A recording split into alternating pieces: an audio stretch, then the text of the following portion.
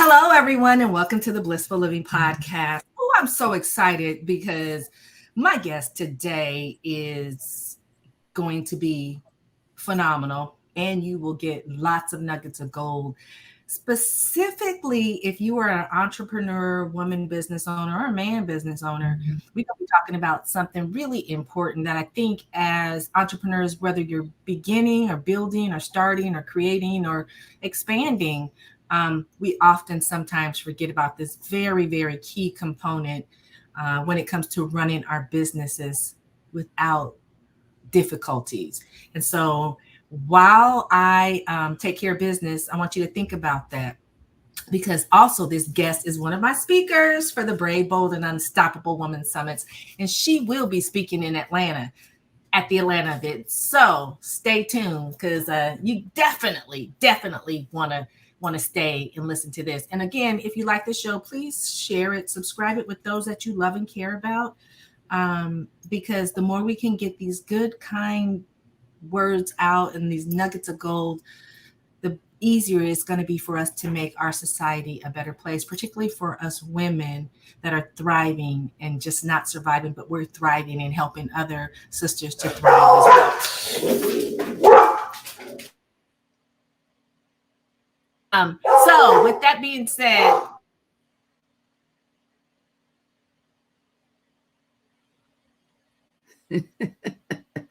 I love it.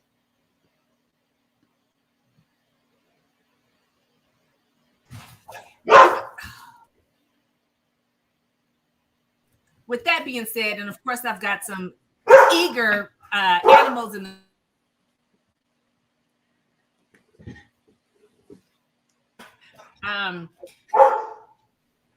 stay tuned. So this is a great time for, hold on, I'm going to stop this.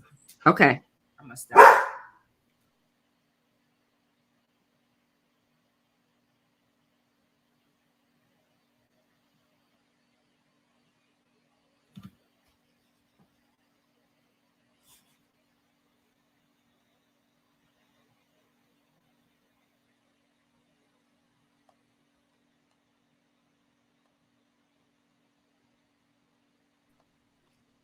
Okay, sorry for that technical interruption, you all, but we're back and I want to take care of some business. So find a place to sit and gather something to write with, a piece of paper, something where you can capture the nuggets of gold. Also, get your favorite beverage, tell your family that you're going to take some time for yourself, and really embrace this information. And while you're doing that, I am going to take care of business. So I want to thank one of our sponsors, Blissful Living for You at Blissful Living, the number 4, the letter U.com.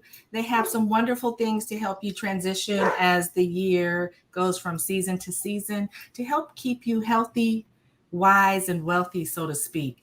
And fabulous event coming up, the Brave, Bold, Unstoppable Women Summit, which you heard me talking about. You want to find out what's going on. You want the details, and you want to get the details to help you thrive and survive. So check them out for the goodies they have. In addition to the events of the Brave, Bold, Unstoppable Women Summit, you can get all the scoop at Blissful Living, the number 4, the letter U.com. The next sponsor I want to thank is a phenomenal telecommunications installation company, minority-owned, women-owned, and a premier company that has been in business since 1989.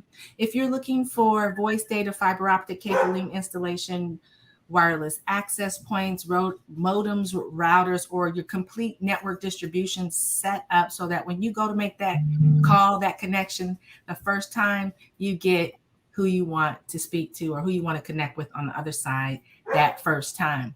All Day Cable Incorporated, again, is a top 50 women-owned business, as well as a premier telecommunications installation company that has been around for a very long time. If you have that need, then you want to check them out at alldaycableinc.com. And I'm talking with my hands today because I'm so excited about our guest.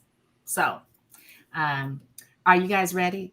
Did you have time to get your seat set up, something to write with, your pen, paper, your favorite beverage. Told the family to leave you alone for about 30 minutes or so.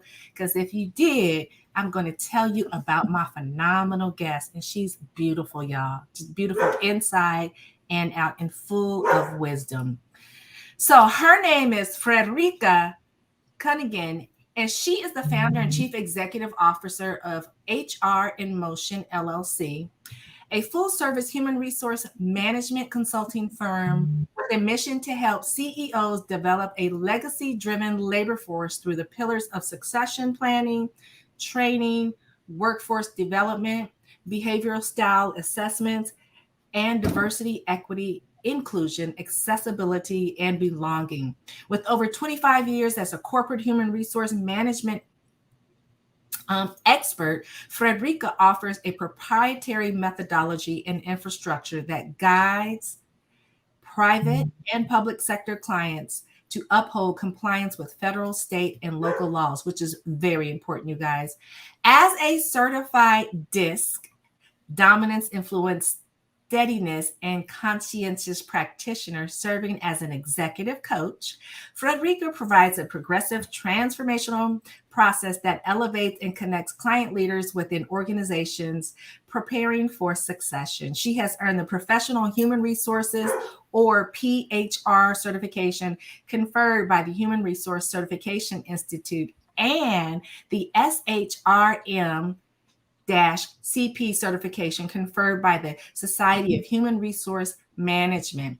She also holds a Master of Science in Management with a Human Resources Management concentration from the University of Maryland. And I could tell you so much more about Frederica, but why waste the time? Let me just bring her up. Frederica, welcome to Blissful Living. Oh my gosh. Excellent afternoon, my friend. Thank you so much for this opportunity to sit and connect with you and your amazing audience. You are very welcome. You know what's so funny? It's like two fabulous energies come together, such as we did. Yes. Set the whole environment around us ablaze. So literally, the dogs are in the back. They were all quiet, actually napping. We got to talking, and they're like, "Who? Who's that? What's that energy? Why y'all wake us up with all that powerful energy?" And so it's just beautiful to have you, and beautiful to be in your presence and to feel your energy, because I know that you're a powerhouse. And so we are talking about, or we're going to talk about, a really important topic for business owners. I know when I first started my business way back, being my first business, I had employees right away and didn't have any human resources, anything set up or structured for a very long time, for years, to be honest. I hired the people, paid them their salary, got their W-2s out when I was supposed to, and kind of toed the line, but I didn't have any like employee handbooks or any human resource structure in place. And so as a business owner today, it is so vitally important, with all the changes that is going on, that you have an expert to help assist you with this. So Frederica, I want to ask you, because this is so important, particularly with all the federal mandates and stuff that's happening now. Why is human resources an essential asset for the small business community? That is an excellent question. It's an excellent question on so many levels, but let me start with this. Human resource management is absolutely necessary. It's because experts come to the table. We bring to the table with the chief executive officers and their levels of leadership to engage with them about how to ensure that we are bringing to the table what the employees need to be effectively successful, embracing that vision. Really, when you think about people and you are thinking about bringing people on board, it depends on where we are as chief executive officers and what we are trying to accomplish. And that is important. But we also have to ensure that the mission and vision, the personal missions, and visions of the people that we're bringing on board match what we are pursuing to accomplish. In the small business arena, the only reason why we're small is because of the definition the SBA has established. It has absolutely nothing to do with our vision. Our visions are big and they are forever evolving, which is why we need to ensure that we're bringing the right people on board. No one can be successful by him or herself. No one. Everyone needs people. Everyone. You said some very lots of words of wisdom within that. For one, you're only small by the definition of what the SBA considers to be a small business. It has nothing to do with your vision or your mission for your business. And just because you are small or you're defined as a small business does not mean that you should operate like a small beginning business, particularly when it comes to human resources and employee relations and all of that stuff that goes in. And so I love that you're an expert in this, because I know so many entrepreneurs that have employees but don't have anything set up like what we're going to be talking about more with regards to human resources, and they just don't know the potential windfalls. So let me ask you this question. Do small business owners experience the same challenges as large organizations when it comes to human resources? Absolutely. Yes. Wherever there are people, there will be all different kinds of experiences. So small business owners run into sexual harassment issues. Small business owners run into violence in the workplace. Small business owners run into situations where people, women and men, are experiencing violence in the workplace, outside violence coming into the brick and mortar of organizations. The pandemic taught us that people experience life similar ways and in different ways. Consequently, when we talk about needing policies, procedures, job descriptions, processes, that is so that an organization has the same level of structure that organizations experience when challenges show up. The larger we become, the more regulated we have to be. Consequently, we need the policies and procedures that gives us the guidance of when it's time to turn. And when it's time to turn, we have to prepare our team so that we are all turning in the same direction. Again, the need for policies, procedures, and job descriptions. So I love that. Again, you bringing up a lot of stuff for me, because the one thing, like just creating a job description, there are so many small businesses out there that have employees, and I'm saying they may even have under 10 employees, but I bet the majority of them do not have job descriptions because no one has really even thought about it or taken the time, or don't even know how to begin even creating and writing up a job description.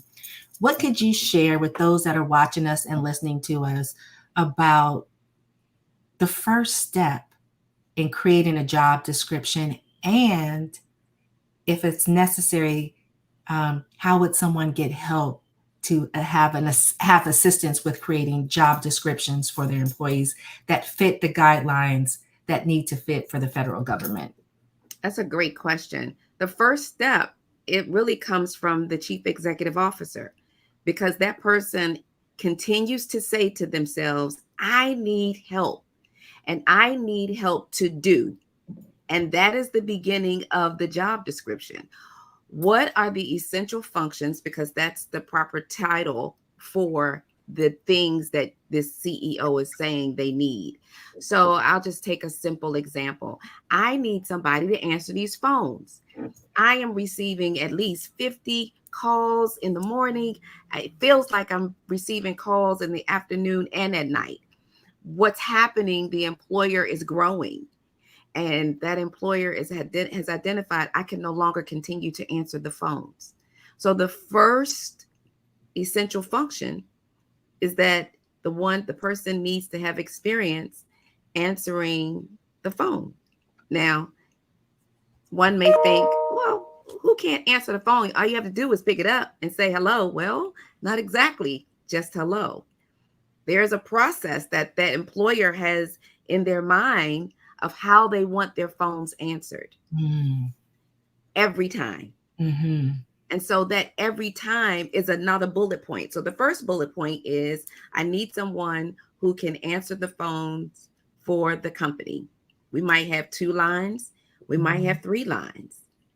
Then I need someone to answer the phones and then transfer the calls. But before they transfer the call, they don't just transfer and hang up. They inform the receiver, which is called a warm handoff. They inform the receiver, I have Mary Jane on the call for you from blah, blah, blah. Then release the call. That's another bullet. Then I need this reception to also be willing to engage those who are coming in for those who are back in the buildings. That's another essential function. So a receptionist can have at least, at minimum, 5 different essential functions depending on the culture and the structure of the organization. So the receptionist can also open the mail and disperse. The receptionist can also put together packages for someone else that's in the organization or for another service that the organization provides. So the receptionist can be the first point of contact. That could go into the job description. And every essential function that that person is responsible for has a repetitive motion attached to their responsibility. And that is very important. For instance, it is not uncommon that job descriptions have language that says other duties as assigned. It's extremely important to understand what that means or what it doesn't mean or what it shouldn't be assumed to mean. If I am supposed to answer the phone every single time it rings, every single day, other duties as assigned cannot be used. But the essential point must answer the phone. Why? Because that is an essential part of the job that I've been hired to do. Okay, so let me ask you this. What if the CEO themselves really don't know what they want that receptionist's job description to entail, or the secretary? Or what if they really don't know? They know they need a receptionist, they know they need a secretary, they know they need other key people. They know what their jobs are supposed to be, but they can't extrapolate what the job is supposed to be and put it in a job description. What would you say to those folks, and how can they get assistance with that? That's a great question. So that's where we come in, because we know how to answer or ask questions to pull information out of the leader. The leader has the answers, but the leader is so overwhelmed. It's not a negative when I say that. I'm one of those leaders, so I understand. You have so many compartments in your head, and you have put information where you think it needs to be at the moment. But we come in as experts. We're experts in the place of humanity, dealing with people. We come in with knowledge about building and developing your team based on your goals, your dreams, your vision, your mission, your core values, your current practices, your current engagements. We will hear what you're saying and begin to formulate those job descriptions. And they will, again, when there are people, we are all evolving because companies are growing. Chief executive officers are forever thinking through processes, how to do them better. I'll give you an example. If you love to cook, you may start by reading recipes. But if you are in the kitchen with a cook, someone who can mentor you. They're going to tell you things like, you're going to cook a cake today. Be sure in the morning to take the eggs and the butter out and leave them out so they become room temperature, because that impacts how moist your cake will be, instead of just waiting until you're getting ready to put the eggs, crack the eggs, and put the butter in the bowl. That mentor is going to give you an inside knowing, an inside execution that you might not find out in the recipe. That's where we come in. Again, we sit with you and we pull information out of you that you forgot that's in there because you're working so intensely, and we will help you to create those jobs. I love it. I mean, I wish I would have known you back when I started my business way back when ago, because it wasn't, to be honest, I didn't have any job descriptions, but they knew what their job description was, right? Yeah. They knew what they were supposed to do, but there was nothing formulated and written. I think I had been in business at least 10 years before I even developed an employee handbook. And the reason I did that was because I saw something come through on some federal mandate, something, and I'm like, ooh, got to develop an employee handbook. But it was like difficult because that's not my expertise and that's not what I do. And I didn't have anybody on my team that was an expertise for them. So I went to, the internet wasn't invented yet. The library and researched on how to, create an employee handbook. And I did that, but it was another duty that I had to assume, and not knowing what I was doing on top of my CEO duties. And it was challenging, but I got it done, and I'm sure it will suffice, and it's been updated. But going to the employee handbook for even small business owners, do you feel it is necessary, and why is it so necessary? That is a great question. Absolutely, it is necessary. And the reason why it's necessary is because you want the consistency. Even though you're small by definition, you want to practice like a large organization. Large organizations has levels of leadership. That's where we're headed as small business owners. And large organizations operate according to policies, procedures, and best practices. Processes, policies, procedures, and best practices. So as an HR practitioner, the longer I've been in this experience and in this seat, yes, I'm more empathetic and sympathetic when necessary, but everything is according to policy and procedure. Why? Is because you have to be able to provide the same level of service and consistency with every employee in the same situation. Now, for instance, let me give you a great example.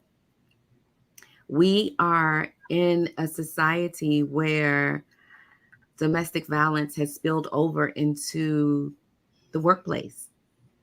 And so we have to provide guidance, documented guidance, so everyone knows what to do. But before policies and procedures were a part of a small business organization's everyday processes, what would happen would be, in some cases, that employees would try to help.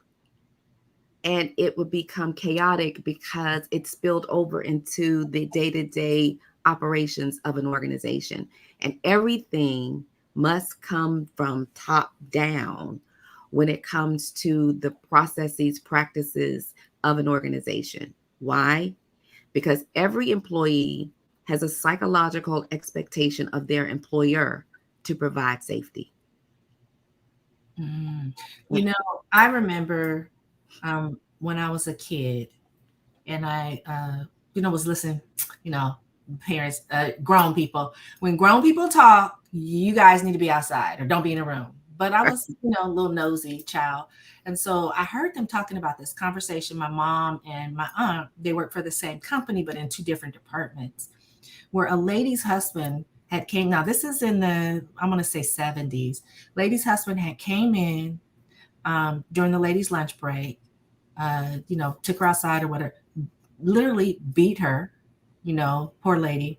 And then the lady came back And people at the job actually were in the parking lot had saw that, but no one wanted to intervene because I think that's how it was. No one called the police. No one did anything. This lady actually came back and she worked after getting, had a black eye and all kind of stuff. It was really, really sad. And they were talking about how common that was back then, where spouses would come and abuse the significant other, and nothing was done about it. It was just like, just be protective. And I know those big, large electronics firms back in the day didn't have those policies in place because there was no federal mandate. Yeah. The reason I bring that up is because everything that happens in the campus of the employer can be tied back to the employer as a responsibility or lack of responsibility if there's nothing in place now. And so as you're sharing about the employee handbook, I want you to also share a little bit about the ramifications for small, medium, and large businesses that do not have their human resources in check that meets now the federal standards and guidelines that we have to operate by. Wow, that's a powerful question. So listen, I need every one of us who are in business to think about human resources the way you think about finance. You don't consider being in business without a finance department or an accountant. Why? Because of the levels of responsibility, both at the federal, state, and local level. If you have employees and you are building your business, you are not giving away cash. You're not paying employees with cash. You are going through a specific process so that you have documentation. At the end of the year, you submit to employees what they need to have in order to complete their taxes. And you have a responsibility to make sure that by January 31st of every year, you have submitted those documents appropriately as required. The same is true for human resource management. HR management is one of the functions of running a business. And it's because we can't run businesses without people. So with people, you have to have structure. And to your point, Rochelle, the federal government and state have now provided laws. And really, it is the employment laws that we HR practitioners take to create policies. We ensure that the policies and procedures are aligned with employment laws. So let's talk about sick and safe leave. There are now states, the District of Columbia is also a part of this, that have sick leave that is now required. What does that mean? That means that while employers may provide paid time off, and paid time off, PTO, is usually reviewed and considered where all the leave, any leave that you have, that it can just, you can use it as you choose. And, no big deal. No one has to know. You don't have to tell someone, I'm taking leave because I'm going to have surgery, or I'm taking leave because I'm going on vacation. You're just using your PTO. Right. However, if you are in a state where sick and safe leave is required, then there are some specific number of days, as the law requires, that has to be applied specifically to sick leave. Oh, even if there's PTO time. Even if there's PTO time. Ooh. Specifically to sick leave. So the Affordable Care Act changed, and I'm speaking from a 30,000 foot level because there are laws in various states that speaks to what I'm talking about. But at the 30,000 foot level, I'm speaking about specific details that we need to know as business owners. So I am established in the state of Maryland. In the state of Maryland, the number of hours that one works that is determined as full time is now 30 hours. It used to be 40 hours. So if you work 30 hours a week now with consistency, you are considered a full-time employee. In the state of Maryland, 5 days of sick leave is required depending on the number of employees that you have. I want to say 15 or above. If you have 15 or above employees, you have to provide 5 days of sick leave, 1 hour for every 30 hours worked, max 5 hours a month. 5 days of sick leave. And so it's important that employers make sure that employees know that if they even provide combination of PTO, 5 of those days should be used for sick leave. Wow. In DC, under DC's umbrella of definition for the use of sick leave comes into play if one is experiencing domestic violence. Domestic violence could be is identified in the District of Columbia as a reason why someone could use sick leave, even if they have to relocate. That still could be used under the umbrella of sick leave. And so it is not just PTO time, but we have to be mindful and knowledgeable of the regulatory requirements when it comes to leave, both vacation, PTO, or sick leave. Wow. I didn't know that. And I'm sure the state of California they tend to be very stringent. The state of California is a state unto itself. Yeah, they a country unto himself. Totally. My businesses are, but the other, that's really good information because one, I didn't know that, with regards to the PTO and the sick leave. 2, 30 hours, they're my crown. 30 hours is that's 10 hours less than what we've always considered to be a full-time job. Or I did see at one time when I was young, I worked 37.5 hours. Yeah. But amazing. I have a bunch of questions. I'm going to go a little bit longer, you guys, just because this is, I think, so important and so powerful. I want to address the whole, COVID changed the game with regards to employees being at the job site. Now we have this whole remote working stuff.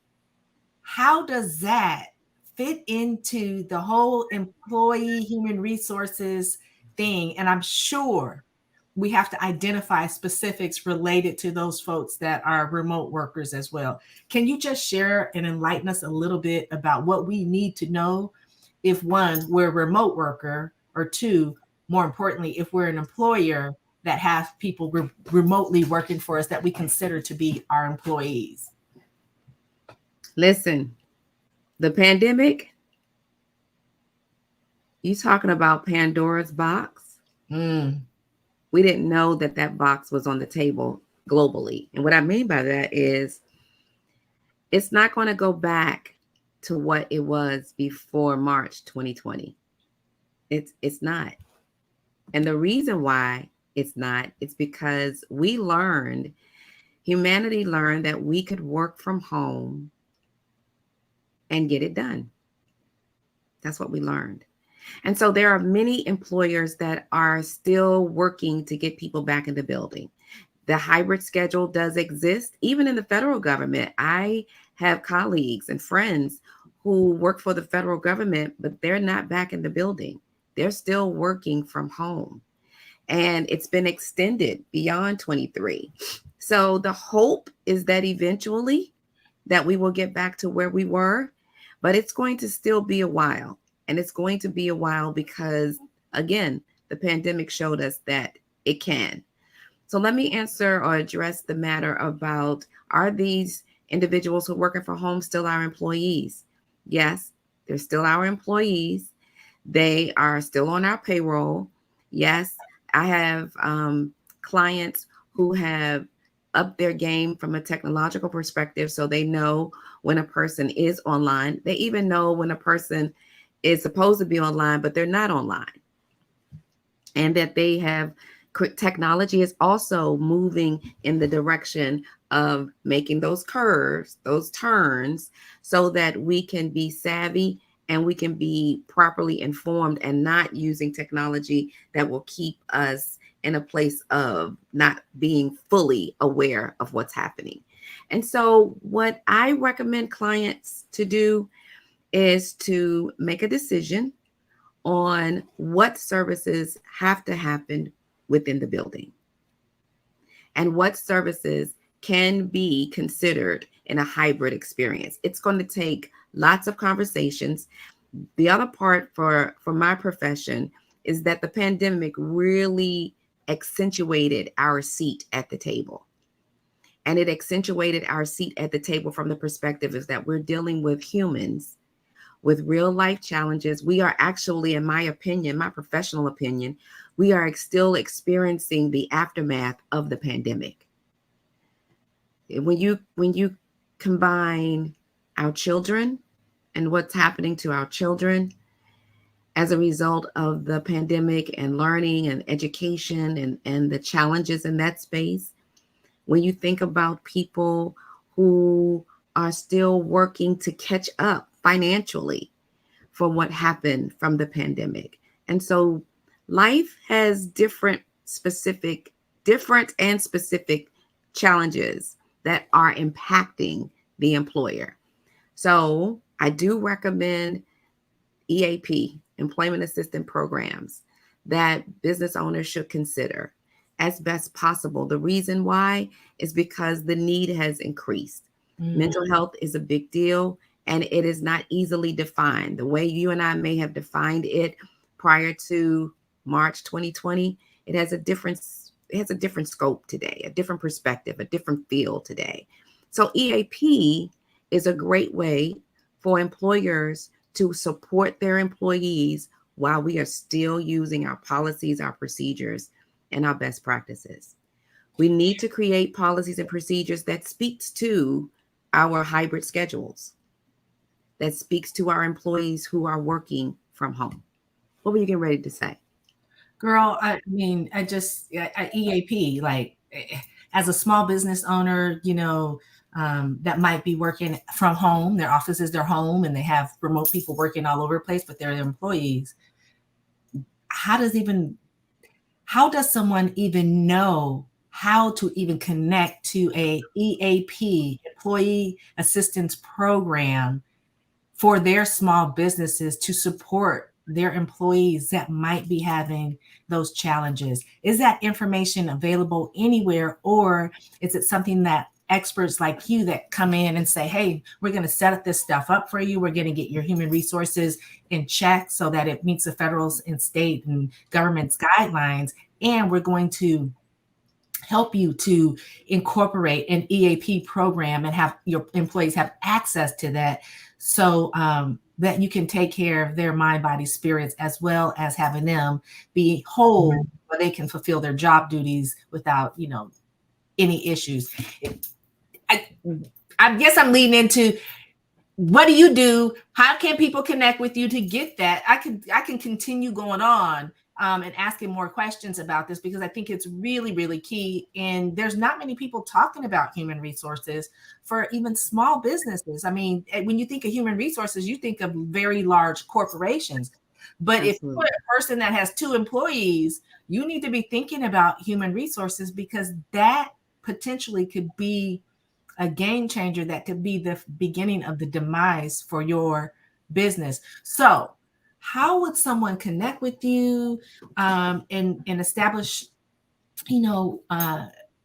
conversation with you with regards to making sure that their business enterprise is following the P's and Q's and got all the boxes checked, so that they're in compliance with all the human resources regulations out there that we all need to be in compliance if we're employers?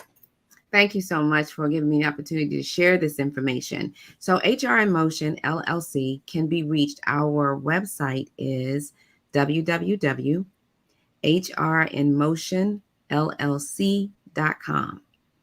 The email address that you can reach out to us today is info@hrinmotionllc.com. You can also reach us at 240. Don't say the phone number, girl, because you'll have people all over. Okay. Email, everywhere. website. Yeah, because you'll be getting calls from India, and they'll be talking. I mean, and they want the information. Yeah, that you have, yes. And then you'll girl how it is. You get people. Well, yeah, we all know. I'm not being negative, but it's nope. life. Thank you. But if somebody is really serious, if you're really serious, you want help, you want to understand more about making sure that your human resources is in check and in alignment so that you don't get fined or the government comes in and be like, or somebody, one of your employees that you think is so beloved, that beloves you, gets a little twisted and feel a little shaded and go to report you for whatever it is. You don't want that happening. You definitely want Frederica's company, HR in Motion, LLC, to be able to assist you to navigate any potential challenges you may have or anything that you need to put in place so you don't have any problems going further. And I mean, like I said, I can talk about this because I think it's important, and there's not enough people out there with your expertise that are willing to share this information that's vitally important for the sustainability of our businesses. So I thank you. Thank you. I want to say, if there was one nugget of gold that you would like to share with the listeners and viewers right now about your expertise and what you do and how you can help all of us, please share that with us. Oh, thank you so much. The one nugget of gold that you need to know as a chief executive officer is that you don't have to do this by yourself. That as an HR expert, one of the titles that I do use is that I am a practitioner of humanity. Mm-hmm. So I understand people and I understand the professional side of who we are and how to assist you in growing your business from the perspective of knowing who you've hired and what they bring to the table. Allow us, my team and I, to partner with you. We will start with listening and a conversation. The older that I get and the longer I keep doing this, conversation is a gold mine, because when you feel comfortable that you're speaking with someone who understands your processes and your plight sometimes, that person has the answers that you need in that moment. And that's it. That's us. That's HR in Motion, LLC. Our specialty is to support small businesses to grow and develop. I love it. I love it. See, I told you guys, I told you that she was going to be amazing. And she has a wealth of information with regards to helping us stay in alignment.